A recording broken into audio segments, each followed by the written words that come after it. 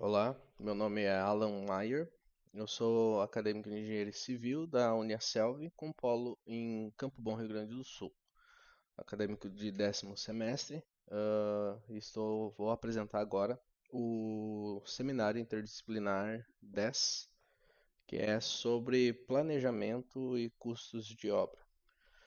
Compartilhar agora a minha tela para poder entrar no assunto do paper, que o objetivo era pegar um projeto arquitetônico e quantificar esse projeto arquitetônico e fazer também o planejamento dele para sua execução com base nas matérias anteriores, né, de planejamento, custos de obra, organização, né? E nesse paper eu utilizei um projeto arquitetônico, né? Porque não era o objetivo desenvolver o projeto, mas eu aproveitei o mesmo projeto do seminário anterior, no qual a gente teve que desenvolver um projeto de um sobrado, ou seja, uma casa de 2 pavimentos, e que fosse maior de 60 metros quadrados. Esse em questão tem 135 metros quadrados, levando em consideração os 2 pavimentos, tá? Então, compartilhando a minha tela agora, esse daqui é o projeto arquitetônico do sobrado. Ele possui ah, 2 pavimentos, conforme citado, né? O primeiro pavimento ele é o térreo, onde que eu consto uma vaga de garagem, uma sala de estar, um lavabo, além de uma sala de jantar, uma cozinha compacta e agregada e uma área de serviço. Esse sobrado ele tem dimensões de 6 metros de largura por 11,80 com sua taxa de ocupação, né, no solo do primeiro pavimento. Subindo a escada, a gente dá acesso ao pavimento superior, né? O térreo tem 66,6 metros quadrados e o superior tem 68,4. No superior a gente encontra a área de circulação, que dá acesso ao primeiro dormitório com 7 metros quadrados, a sala de estar com 14,95, o segundo dormitório com 7,7 metros quadrados, dando acesso a uma varanda. E neste segundo pavimento consta também um banheiro completo, né? Não é um lavabo. O lavabo diferencia na questão de ele não ter ducha para banho, ele é somente bacia sanitária e cuba, né? E a próxima planta é a planta de cobertura, finalizando assim o nosso sobrado. Foi detalhado também neste projeto 2 vistas de corte, onde que a gente consegue detalhar o interno dele para fins de projeto arquitetônico executivo. No corte B, ele passa bem na linha do banheiro superior e da lavanderia do pavimento térreo, onde que a gente consegue ter um detalhamento da sua construção, né, além do volume da caixa d'água no pavimento da cobertura. A fachada principal e o corte A, que seria pegando toda a extensão da edificação, onde a gente pode ver um detalhe da questão do pé direito duplo que tem na sala de estar e a parte de circulação e acesso ao dormitório. Um detalhe também do acesso do lavabo e da acesso à escada. Então essa é a primeira prancha do projeto. A segunda prancha, a gente começa a entrar na parte executiva da obra, da edificação. A segunda prancha é o projeto elétrico, que foi elaborado também por mim. No primeiro pavimento a gente tem, né, o térreo com todos os circuitos, detalhado a numeração de circuitos, o quadro de distribuição, potência de lâmpadas, descrição dos interruptores, uh, linkando também ao segundo pavimento, né, onde que também está detalhando toda a parte de circuitos, a quadro de cargas do primeiro e segundo pavimento e o quadro geral da edificação, no qual foi recomendado uma rede bifásica 380, fazendo 220 por conta da carga consumidora. Quadro de legendas, né? Vale evidenciar também o selo da prancha no meu nome e o desenho também no meu nome. Como não sou formado ainda, a responsabilidade técnica está em branco porque é um projeto demonstrativo, né? Na terceira prancha, temos o projeto sanitário, hidrossanitário, onde a gente tem a disposição das fossas e filtros calculadas no memorial descritivo, com essas caixas de passar, essas caixas de inspeção, atendendo toda a normativa, assim como o elétrico também atende toda a normativa vigente. O hidrossanitário atende a normativa vigente, mais a normativa do município, que nessa questão foi a normativa, foi o município de Campo Bom, Rio Grande do Sul. Na parte do térreo, a gente tem as fossas, os tanques, né? O filtro anaeróbico, a fossa séptica, né? Nesse caso, o sistema ele comunica com a rua. E na parte dos fundos, temos as quedas d'água também do telhado, do segundo pavimento e as caixas de inspeção fazendo as conexões. No pavimento superior, a gente encontra apenas o banheiro superior, onde que a gente tem a descida desse esgoto. No pavimento cobertura não consta nenhuma observação, além da apenas a parte pluvial, onde que tem o dimensionamento. Tem o dimensionamento aqui das calhas, a indicação das descidas, os tubos de queda do sistema pluvial. Também aqui, para evidenciar, temos o memorial descritivo do dimensionamento dos tanques, onde nesse projeto foi usada a NBR 7229 e NBR 13969, com todos os cálculos, o número de contribuintes, o cálculo de dejetos por pessoa por dia, o período de detenção, contribuição de lodo, enfim, todo o cálculo para dimensionamento do sistema de tanques e o dimensionamento das calhas também. Na próxima prancha a gente tem a parte de hidráulica de água servida, que seria água quente e fria, né? Água potável. Então a gente tem o ramal de entrada, temos o caminho que esse ramal faz, pode ver que ele sobe, ele tem uma indicação que aqui ele tem uma conexão. E também temos aqui água fria chegando, né, nesse sistema. E aqui a gente também tem o sistema de aquecedor instalado no pavimento térreo, que essa edificação possui sistema de água quente e fria por exigências do seminário anterior, que era uma solicitação. No pavimento superior a gente tem o banheiro de cima.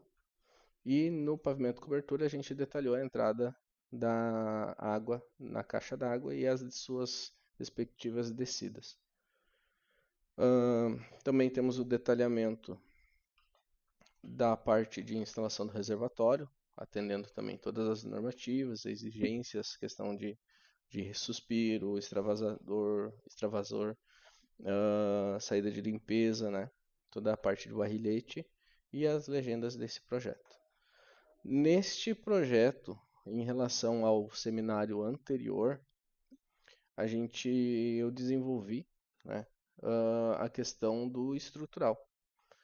E no seminário anterior foi feito também estrutural, mas foi feito um estrutural mais básico, mais simplificado. Neste daqui, como o objetivo é quantificar a obra, o projeto estrutural ele foi elaborado usando softwares específicos para cálculos estruturais, no qual é possível fazer a quantificação deste tipo de material. Poderia ser feito na mão, os cálculos todos, sim, mas como o objetivo dessa matéria é a gente fazer o planejamento e quantitativos da obra para agilizar o processo e ser mais preciso, né? Usamos softwares no qual a gente pode visualizar e quantificar, fazer as conferências. Óbvio que não podemos confiar 100% no software, a gente tem que ter nosso conhecimento no que a gente está fazendo como futuros técnicos, né? Então, neste caso, foi feita toda a conferência do estrutural também na mão, mas o cálculo inicial foi feito em software, no qual eu vou explicar logo à frente. Então, nessa prancha aqui a gente tem o detalhamento da parte da alocação de grau de alvenaria. Esta edificação em específico, ela foi planejada com alvenaria estrutural, no qual vai utilizar bloco cerâmico. Tá? Até aqui na parte de considerações foi informado que essa alvenaria será executada com bloco cerâmico, alvenaria estrutural, né, de bloco cerâmico da fornecedora Construhor. Isso é importante, não é para fins de informação, não há necessidade nesse paper, mas para conhecimento, a alvenaria estrutural ela precisa ser homologada. Então não é qualquer empresa que tem essa homologação. Aqui na região a gente tem a Construhor, no qual fornece os blocos que a gente precisa de 14 por 19,29, com 7 MPa de resistência à compressão, e também o bloco de 11,5, né, com 4 MPa de resistência, no qual ele é usado onde que não tem muita carga, né? Então, nesse caso, foi especificado que é dessa fornecedora que tem que ser usado o bloco. A armadura vertical dessa obra, por que foi escolhida a alvenaria estrutural? Por conta do custo. Tá? Então, o custo em termos de aço, ele reduz significativamente por conta do sistema construtivo. Detalhamento da viga cinta, verga, contra-verga, das aberturas, detalhamento das fiadas. É importante ter essa disposição das agulhas que são aços que vão grauteados na estrutura. E detalhe da fiada de meio, que é importante também para travamento e correta execução. E aqui a gente tem uma planta de formas, né, da estrutura baldrame da obra, onde que a gente tem todo o detalhamento das sapatas e vigas cintas da obra. Outro anexo que foi adicionado nesse projeto foi o detalhamento de todo a viga baldrame e dos alicerces. Então aqui a gente tem detalhamento dos pilares da viga, inclusive com todo o dimensionamento das ferragens. Temos também o detalhamento das vigas baldrames, todas as vigas, né, dimensionadas, e detalhamento das sapatas baldrame também. Então, este daqui será o projeto analisado.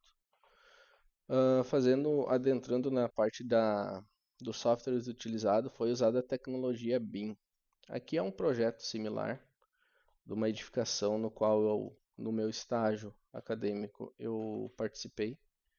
Ele é uma edificação pequena de 42 metros quadrados que foi feito com sistema BIM. Então, nesse sistema BIM, eu consigo, um exemplo aqui, eu estou no 3D, eu consigo detalhar todo o projeto e quantificar materiais através dele. Através disso, eu tenho planta baixa, eu posso ter a questão dos cortes, tudo de forma automática, e depois simplesmente eu posso montar a minha prancha arquitetônica, né? No qual eu vou fazer a plotagem dela e o detalhamento de toda a edificação. Esse é o software para modelagem e modelagem, sistema projeto, e é uma concepção BIM, que isso eu detalho lá na fundamentação teórica, né? Que nada mais é que seria a questão assim de tu ter automatizar o processo de projetos. Antigamente era feito tudo na mão, né? Linha por linha. Depois veio o famoso AutoCAD, que também basicamente a gente digitalizou o desenho à mão. E o sistema BIM que substitui, agrega tanto a questão das linhas, mas ela automatiza o processo nessa questão de evita erros, sendo bem nesse sentido. O software que foi feito, o estrutural, é o Eberic, onde eu tenho toda a parte de projeto, onde que eu vou dimensionar, eu carrego a planta baixa dele aqui dentro do software e vou fazendo o lançamento das vigas, dos pilares, depois eu faço o lançamento das lajes. Então aqui é onde que eu consigo trabalhar essa questão do projeto estrutural. Depois de lançado todos as vigas, pilares e lajes, eu consigo ter um dimensionamento 3D, uma prévia da estrutura. Após fazer todos os ajustes, as análises, onde que eu vou detalhar o tipo de um exemplo aqui da laje, o tipo de treliça, a carga aplicada, eu também posso fazer os ajustes das colunas, das vigas, o lançamento. Eu processo esse projeto e eu consigo visualizar a armadura, né, do concreto armado, consigo visualizar toda a montagem da ferragem. Isso é bom para conferência. Um exemplo, na onde que a gente tem o volume da caixa d'água, a gente tem aqui uma ferragem mais carregada, digamos assim, né? Então aqui eu consigo fazer todo o dimensionamento, consigo fazer o pórtico unifilar para ver como é que está o meu deslocamento, momento fletor, momentos de corte, e também, depois de conferido, eu consigo também fazer o detalhamento desse material, desse trabalho. Então, basicamente, esse é o projeto que a gente vai analisar, apresentado aqui nos PDFs. Então, qual que seria a fundamentação desse sistema de planejamento? A primeira, a lógica, a ideia inicial é a gente primeiro planejar o que vai ser feito, né? Então, para isso, a gente pode usar o sistema EAP, o método EAP, que basicamente é trazer as hierarquias de todos os processos da obra, né? Então, no modelo EAP, ela é uma ferramenta para planejamento e gerenciamento, que consiste na decomposição de todo o escopo do projeto. Ou seja, eu vou pegar esse projeto que eu recebi, né, e vou estudar ele, qual é a forma de iniciar esse projeto. Vamos fazer assim um exemplo. Se eu pegar esse projeto e simplesmente começar pelo telhado, não tem como, né? Eu não tenho estrutura para suportar o telhado, então eu já tenho que pensar o que eu faço. Eu recebi o lote, né? Recebi o lote ali. Eu tenho uma matrícula onde que eu tenho que botar uma edificação em cima. Primeira coisa que eu vou fazer, eu vou pegar todos os projetos e vou quantificar ele. Vou fazer o levantamento do que eu vou gastar, do que eu vou ter de material, o que mão de obra eu vou precisar, o que eu vou precisar fazer no lote. Tudo isso eu faço preliminarmente. Então, o meu primeiro EAP, meu primeiro item da minha obra residencial é os serviços preliminares, que entra limpeza de terreno, locação da obra, instalações provisórias, planejamento, enfim, né? Após eu ter tudo isso definido, tá com o meu lote pronto para receber uma obra, eu já começo com a infraestrutura, ou seja, eu começo fazendo as escavações das vigas baldrame, do meu alicerce, né? Vou fazer as formas, ou seja, montar as sapatas e as vigas, concretar elas, montar a ferragem. Vou fazer, depois de concretado e pronto esse passo, eu vou fazer a impermeabilização, e depois dessa fase já feita a impermeabilização, eu faço o reaterro, faço o enchimento das vigas, né, para poder entrar com o piso da casa e assim começar a minha alvenaria. Terminada a primeira etapa, eu faço a superestrutura. Já seria a superestrutura, a parte que fica para cima. Eu sempre gosto de comparar isso na prática, é infraestrutura tudo que está abaixo da terra e superestrutura tudo que está acima da terra. Falando bem, modo meio, meio padrão assim. Mas enfim, superestrutura é onde que eu começo pela alvenaria estrutural do térreo, ou seja, essa é uma obra de alvenaria estrutural. Ela é diferente da alvenaria convencional, onde que eu vou primeiro montando as colunas. Um exemplo desse do projeto do Eberic aqui, ela é uma alvenaria convencional de concreto armado, ou seja, eu primeiro levanto as colunas, vigas e faço as lajes, depois eu venho fazendo os painéis de vedação aqui, as paredes de vedação.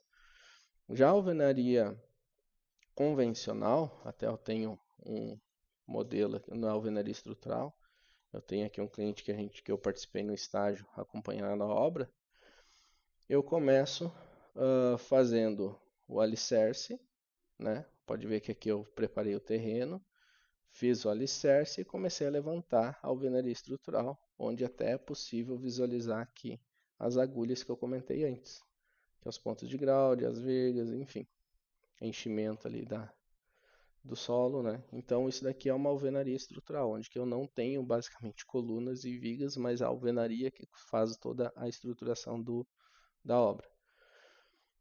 Feito essa parte aqui da alvenaria do térreo, eu já monto as minhas lajes, as vigotas, e depois começo a alvenaria estrutural superior. Nela também entra a laje de cobertura e depois a gente passa para a cobertura. A cobertura entra a questão da estruturação do telhado, madeiramento, né? A aplicação das telhas, as calhas, rufos, né? E depois eu finalizo fazendo as descidas de escoamento pluvial do telhado.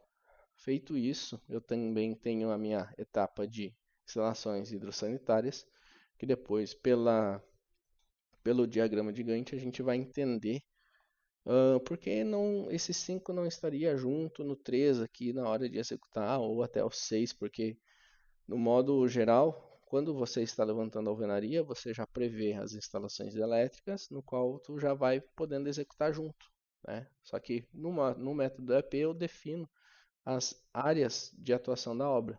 E pelo gráfico de Gantt eu consigo visualizar essas áreas e ver, será que esse item 5 eu consigo executar com outro?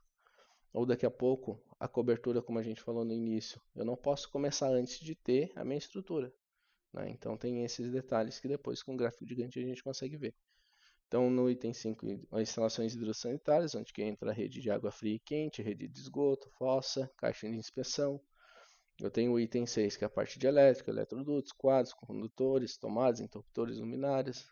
Daí, a partir do item 7, a gente já começa a entrar na parte de acabamentos. Ainda aqui tem um pouco da obra cinza, que é tudo que envolve concreto e, enfim, onde que eu tenho revestimento entre o chapisco, o reboco, o revestimento cerâmico, o forro de gesso, as esquadrias, portas e janelas, vidros, pintura, selador, pintura interna e externa, e por último eu encerro fazendo a limpeza geral e a entrega do imóvel, né? Então isso daqui seria o EAP de uma obra, onde que eu consigo visualizar todas as etapas e isso me permite evitar erros de execução, no qual a gente estava analisando antes, né? Imagina eu pegar isso daqui e tentar começar levantando o telhado. Não tem como. Eu preciso das paredes, preciso da estrutura da casa para poder fazer a outra instalação. Mesma coisa, eu não consigo começar a instalação hidráulica ou elétrica sem ter os meus pontos já definidos em projeto e também executados a parte da alvenaria. Então, se nós pararmos para analisar essa obra aqui, como que eu estou trazendo como exemplo na apresentação aqui, se eu pegar a próxima fase, eu já vou ter uma obra que já está na parte do telhado. Mas note que eu tenho toda a minha alvenaria pronta. Então eu começo a fazer agora o madeiramento. Nesse caso aqui, eles já começaram a fazer a parte de chapisco e reboco, né? Então vai fazendo. Outra coisa que a gente pode notar aqui, os pontos elétricos também já iniciados, né? Então é tudo o EAP e o Gantt consegue organizar essa, essa estrutura. Outro exemplo aqui, ó, a casa já está com o madeiramento feito do telhado e as telhas. Reboco pronto e a elétrica sendo já quase bem dimensionada. Até tem um amiguinho aqui. Enfim, vamos dando sequência aqui. Com o projeto feito aqui, o EAP definido, né, eu consigo fazer o quantitativo dessa obra, né, porque eu já tenho todos os meus processos já visualizados, todas as áreas da obra, e com isso eu já consigo ter um norteamento na questão do quantitativo, onde que eu vou quantificar quanto eu vou gastar para a limpeza do lote, para fazer a locação, quais instalações provisórias, de escavação, enfim. Em paralelo a isso, a gente entra na questão do gráfico de Gantt, que o que é? É a gente definir o prazo de entrega da obra e quanto tempo cada etapa vai levar e quanto tempo e se eu consigo agilizar alguma etapa da obra. Então, um exemplo, os serviços preliminares que a gente falou lá, a gente calculou 2 semanas. Então, 2 semanas de trabalho para fazer quantificar a obra, fazer a limpeza do lote, fazer a locação, preparar as instalações provisórias de suporte para a obra. Mas, em paralelo, na segunda semana, já começou a infraestrutura.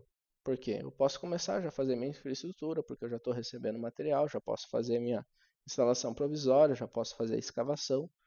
Então, já começa a minha infraestrutura. no qual eu já estou terminando a parte de infraestrutura, eu já estou iniciando a minha parte de superestrutura, que é a alvenaria estrutural.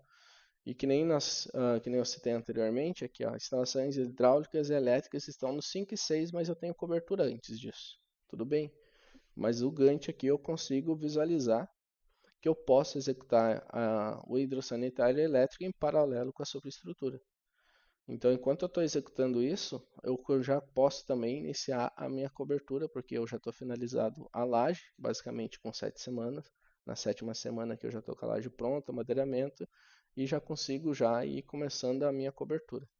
Aqui ainda passa uma semana a superestrutura, porque ainda estou fazendo finalizações, fechamento de platibanda, alguns detalhes construtivos que eu posso finalizar após a cobertura. Isso é tudo baseado na análise de projeto. Passado isso, com as instalações elétricas iniciadas juntamente com a superestrutura, eu começo com os revestimentos, rebocos, né? Entro com as esquadrias, depois a pintura e os serviços finais. Aqui então a gente consegue ver qual que seria o andamento ideal da obra. Tá? Então, às vezes podem acontecer imprevistos que algum item pode atrasar e isso tem que ser previsto no custo também. Tá? Nesse contexto, tá? A gente fez os custos, levantou os custos ali da obra e é feito o quantitativo também da obra baseado em certos valores, tá?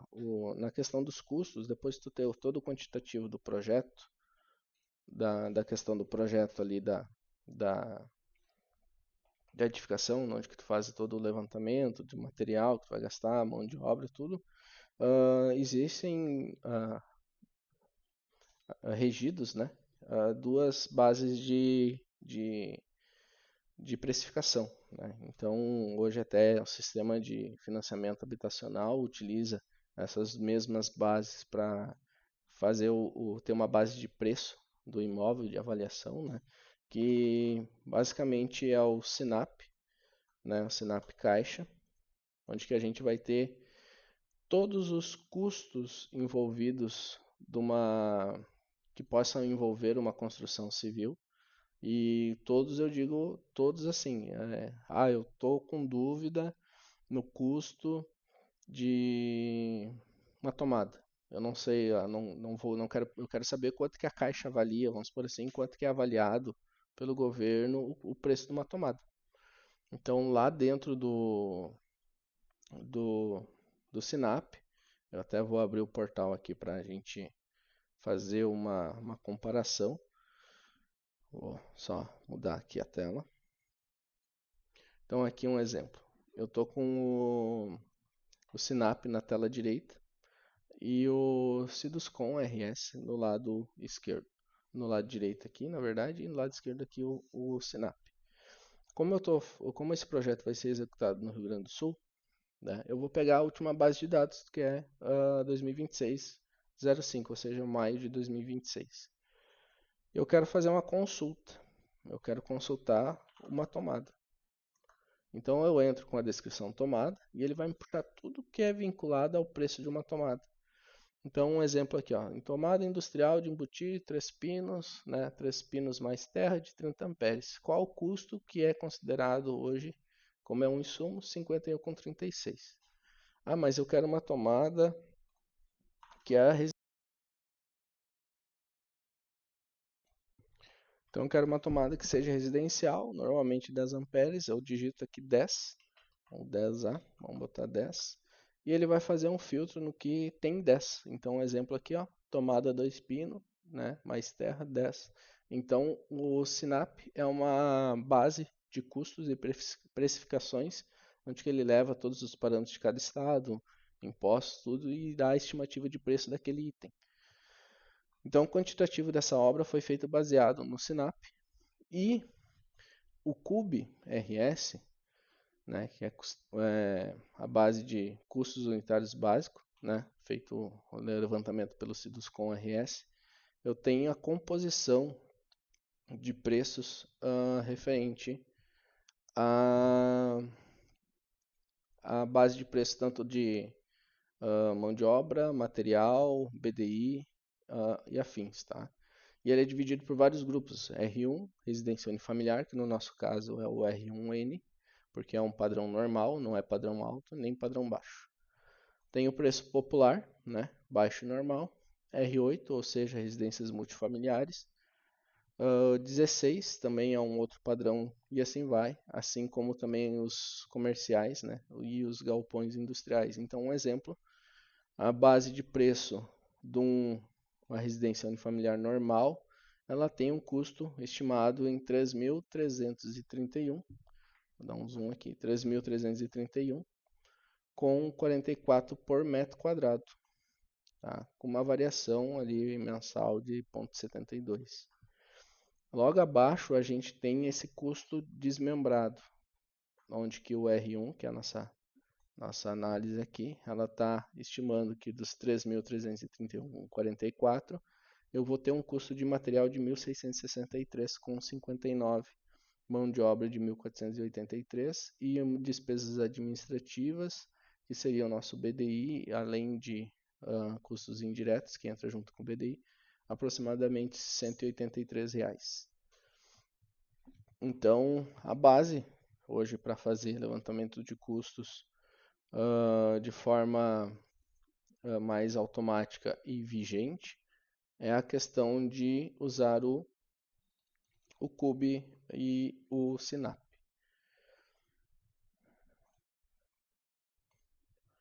Eu vou abrir aqui o paper para você acompanharem.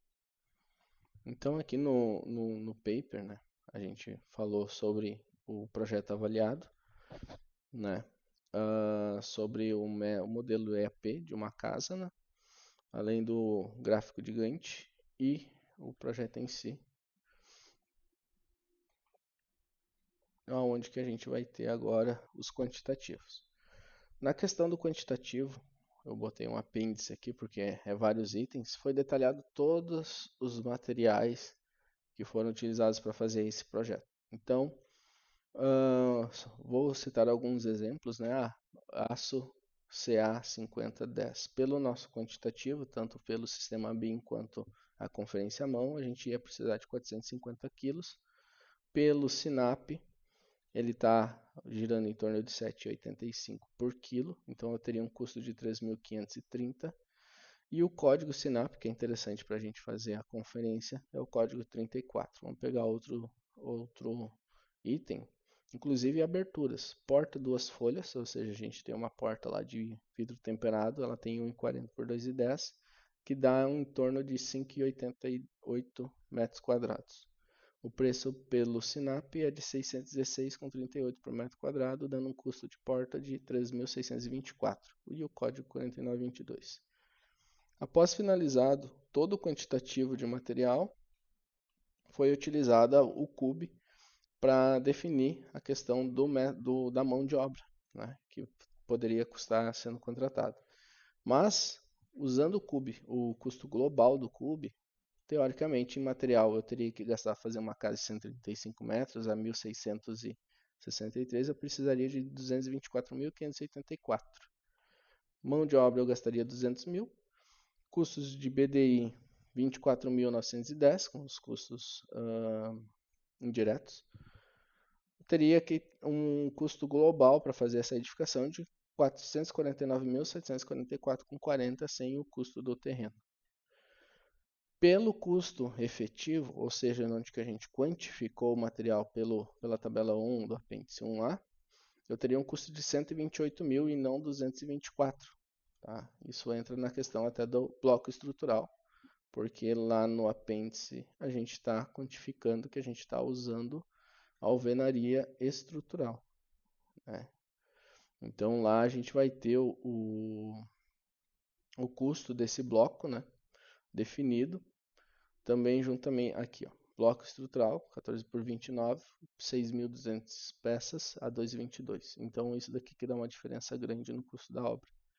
Mas, comparando, a gente tem aqui o custo unitário, né, do material de 128 mil, custo total de material. A mão de obra a gente continuou usando o fator R1N do Cube e o BDI também padrão, e a gente conseguiu reduzir para 353.473 o valor do imóvel, ou seja, o custo do BDI ficou estimado entre 5% e 15%, né? E comparando a questão do material ali, do custo da obra, a gente teve uma variação de aproximadamente 21%, né, na questão de quantificar ele, toda a obra, do que é o padrão, digamos, do CUB, mas isso é por conta também da alvenaria estrutural. Então, as referências que foram utilizadas, né, para o trabalho, além do apêndice, a gente tem esse projeto quantificado e planejado pelo, pelo método EAP e também pelo gráfico de Gantt conseguimos quantificar e planejar toda essa edificação aqui. Então este é minha apresentação do seminário 10 sobre precificação e planejamento de uma obra que pode ser real, né? É uma obra viável, né? Inclusive essa obra eu estou pensando em futuramente fazê-la, mas é basicamente este a apresentação desse projeto.